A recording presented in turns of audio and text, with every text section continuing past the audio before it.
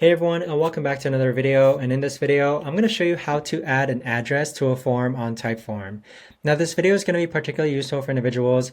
Let's say that you want to go ahead and add an address to the form on Typeform. How do you actually go ahead and do that?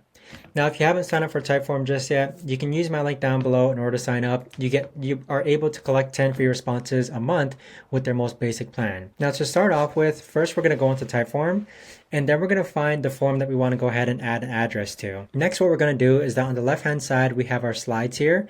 You want to click on this button that says Add Content, and then you want to click on Address. So as you can see, we've now gone ahead and requested for someone's address on slot number 2 when it comes to the people answering this form.